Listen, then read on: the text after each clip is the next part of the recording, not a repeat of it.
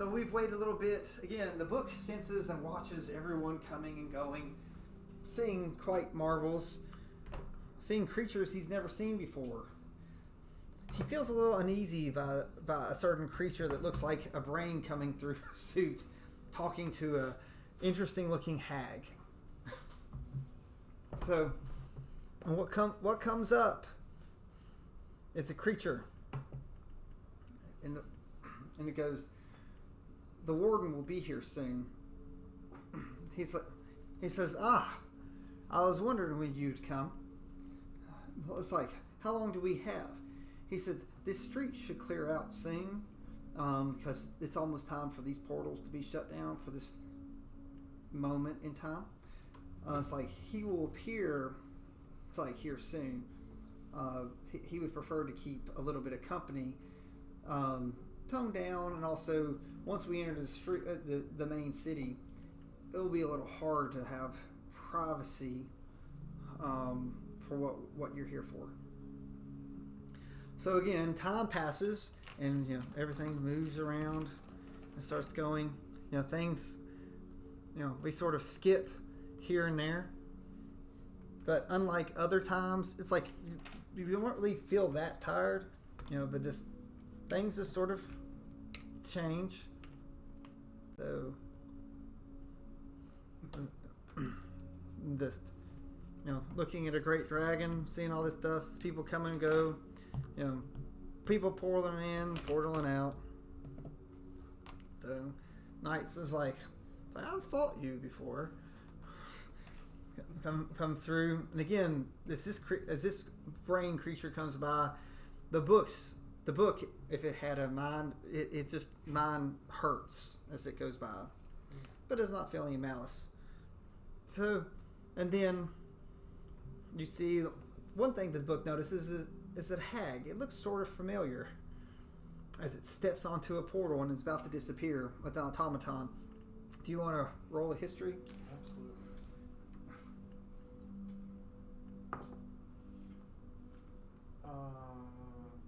22. So it looks very similar to the night hag that has cursed Projet as it swirls and disappears and travels off. The automatons are still going through the square. The square is empty except for this mind flayer. So at this point, the dragon goes, I appreciate you leading us away. So, and then comes the little side portal.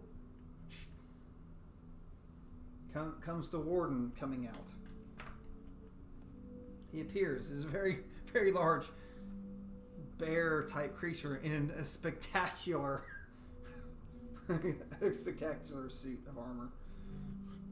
So he steps off the portal and it also glows. Don, since they don't have a lot to do, come mess with the portal and clean it. He steps up. He goes, thank you, Drew, for all your help that you've given today. So it says, as you wish.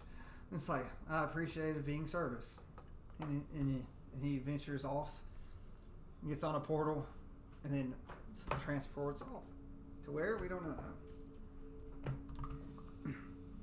So the dragon's like, Vaden goes, I appreciate your bit of humor bringing someone that is a few degrees off of what I've experienced in our lifetime. It's like, that one is quite quieter than my version of Drew that was never converted. So he just sort of laughs and grins. He's like, well, I've not seen you for a long time, old friend. It's like, I believe I might know why you're here, but am I going to like why you're going to tell me why you're here? He goes, I need to go see my half brother. So it's like he's near Cronus. I want to make sure I get this right. He goes. He's near the mausoleum. He says yes. It's like that walking city, the mausoleum of Chronopus. He's like, well, is Kronos there? It says he's always there. The warden says he doesn't always leave. He says it's quite a long. The Vaden says it's quite a long way traveling by foot and passages. He says you don't happen to still have the ability for the portal to get us there, do you? And he says, I do not. But one of my associates that you might know, as a matter of fact, holds the key to activating the portal. The book's the book is might be intrigued by this. It's like he wonders if he might know too. So you might want to roll an insight coming up here in a second. But again, Vaden's like it's a little early, I think, for him to be here, and the warden's like, I believe it's just the right time for you, unless there's a reason that you don't. He's like, you have conversed with this person before. I don't see the problem. He goes, I don't like Vaden. A little. What did you roll on your insight? A nat 20. So the book can tell, like, for the first time, the great confidence and the swagger of Vaden has a little wavered. You're sort of wondering what's going on, but it's like he's sort of dancing around, and you can tell though that the great bear down there is almost taking a little bit of enjoyment to see. He's like, I didn't think that you would squirm so much. And the fact is that it's someone that you've known for a long, long time. It's like, after all, you're the one that found and brought him here. So it's like him and his apprentice await. So he goes. He says there's no way around this. Is there? And he says no. So the great bear pulls open a scroll that's some type of sending, and sends out a message. And through a portal pops an old man, and he steps over. And he goes, Vaden. So how good of you to see you again. What is it? 1,000? Maybe more?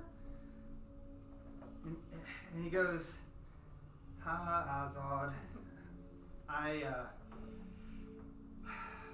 I see that you are as cheery as ever.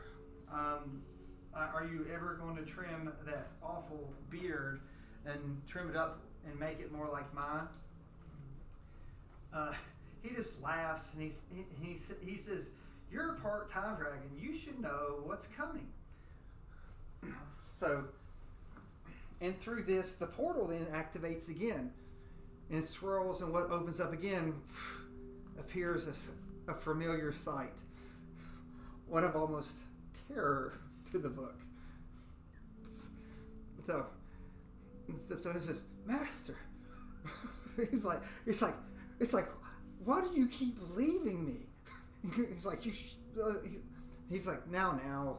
He's like, you need to be ready for what experiences. I told you to be ready an hour ago, and you needed to put down those scrolls.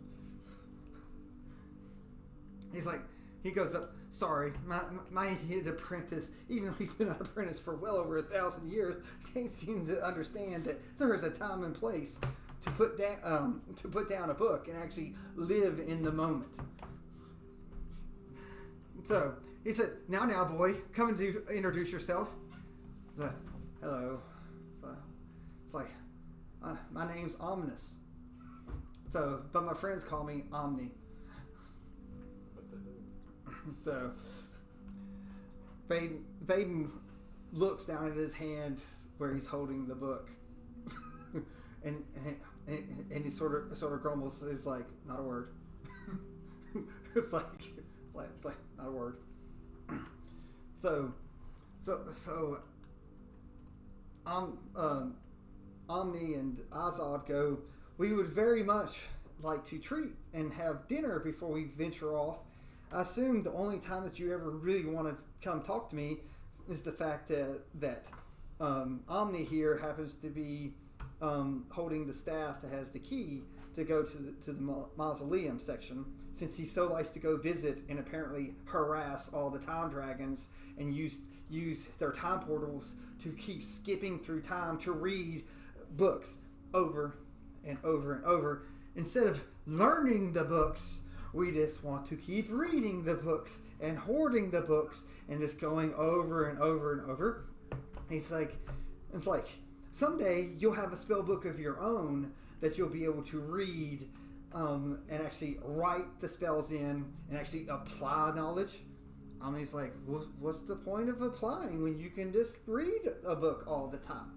And it's like someday I will have the greatest library in all of Sigil, and that I will be the most powerful person of words and scribes in the entire multiverse. Omni comes up and smacks, or Azad comes up and smacks him in the head. It's like, boy, it's like, someday you've got to get out and actually apply yourself. It's like knowledge is nothing if you can't share it. He's like, they're my books. Omni's like, they're my books. I don't care. He said, I control the library cards. I control who can come read the books. And they cannot read until I read the book. And if anything else, he looks up at the dragon for the first time, really. What's that book? What's the book? I'm not seeing a book like that. He looks around and is like, I really like the cover of that book. The last time I saw you, that's not the book that you had. It's like, where's the book of questions?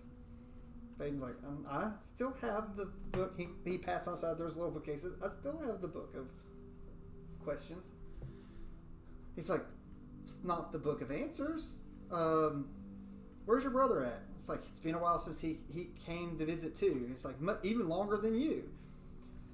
He's like, that's a story maybe for another day. He goes, wow, that's an interesting book. That's got some age on it. That's some wear and tear. It's like, is that little mold on the book too? It's like, what is it, left in the Underdark or something? So I think I could smell it from here. I think that book's seen better days. I could probably rebind it if you let me happen to read it, unless you happen to have another copy of it that's in better shape. I would. It's like I've not seen markings of this type from this type of book. I was like, now. It's like, stop trying to be a book thief. It's like I'm sure if Vaden wanted you to read that book, he would offer to read. Do you remember the last time that you tried to take one of his books?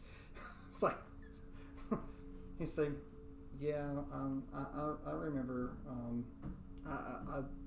I got sent to another realm, and then. But then he said, but the good things happened from it, because then I became a port key to the Maelstrom and the Dragon Lair. He said, that's not a good thing, Omni. that is not a good thing. And so the warden's like, I believe that you're in good hands with two of my most trusted friends and allies. So if you need anything, I need to get back to the rest of the Aarons. He comes up and he opens the scroll up and he reads a weird term. You don't really hear it, but as it starts, you don't really understand the words, but as it starts trying to come together, as you're starting to understand it, a portal opens up and he steps and he whisks away. So Azad comes up and he says, so Vaden, it's like, food first, or are we going to go straight to business? So So how is the book? How is the book feeling? Is the book trying to persuade Vaden anyway, or he's just sort of along for the ride? Yep. So He's told to remain quiet. He's remaining quiet. So he's actually listening, are we? So I rolled for that. okay. So the book. So he slams the book closed and also sticks the book into his book pouch, and he pats it and he says, "Soon." He says, "But I'm famished. Let's go eat." He's like, the book dragon steps up. He says, "I haven't had good company in such a long time," and the portal whisks away.